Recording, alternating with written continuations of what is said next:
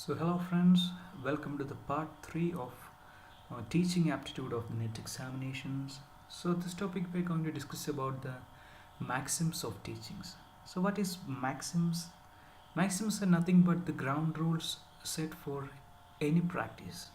So teaching is one of the practice which need to be following some of the common practices. They are nothing but the guidelines that help us to improve the teaching ability of the teacher. Okay, let's move on to the different types of maxims of teaching. Here we can see I have put an example here. So I'm just trying to teach a student mathematics. The first time he is ever seeing an addition problem. So what I need to do, I should give him a problem like 1.5 plus 1.5 is equal to 3. Or should I teach him some simple trick? That is, the basic addition need to be taught first. You understanding my point? You have to teach the simple points at first, not the complex ones. So whenever you are teaching something, always start from the simple one and later move on to the complex one. We are going to see this type of maxims. That means from something to something, that you have to approach from a particular point and later move on to another particular point. So let's see the next type of maxim. We can see that I can teach the concept regarding the temperature, boiling point of water. So what I have to do, I have to tell the students a story regarding the boiling of water which is familiar to them, and later slowly move on to the concepts of the temperature, the rising of the temperature, what measures are used for the temperature, and at what point the actual thing is happening. Only later parts we have to dig deep into the concepts regarding the more deeper concepts. So at first what we need to do, we need to introduce the known concepts to the students, and later we have to introduce their unknown concepts. So that is the second maxim. You have to move from the known concept to the unknown concepts.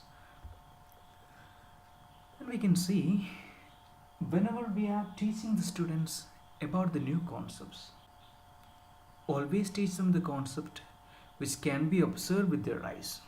So like I'm teaching about the universe, so first I have to teach him about our own surroundings, and later I have to teach him about our own earth. Then move to the more unseen and complex structures like the universe. So you have to go from the seen to the unseen facts.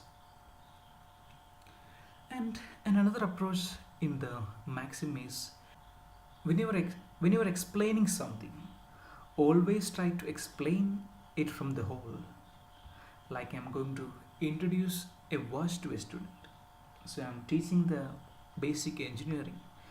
What I have to do, I have to introduce what is the basic working as a whole of the watch. And later I have to move on to the different parts of the watch, so that we could understand, so that the students could get more idea about how it is wholly integrated and what parts are going to make the watch work. So that's about the fourth point, from the whole to the parts. And likewise there are other maxims, like from the indefinite things to the definite things, from particular things to the general things, from the psychological facts to the logical facts, from the concrete ideas to the abstract ideas.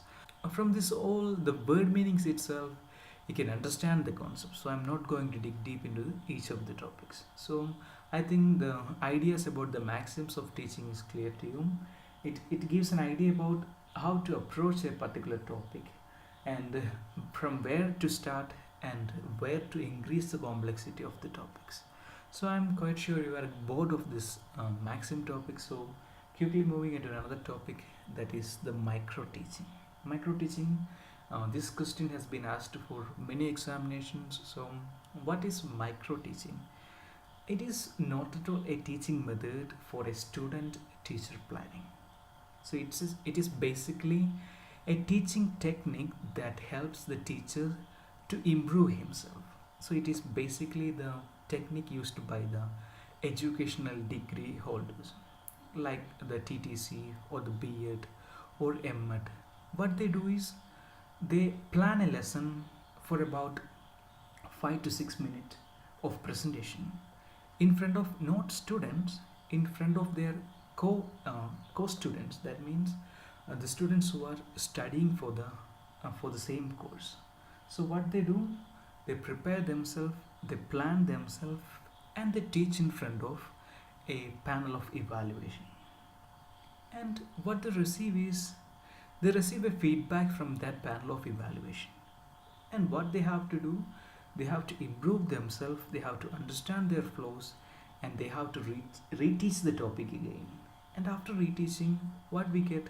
We get another feedback from the same evaluation groups. So likewise, we have to do multiple tasks regarding the teaching, and again and again and again doing this activity would improve the quality of teaching, and this process is called as the micro teaching. So this is an important point for the NET examination.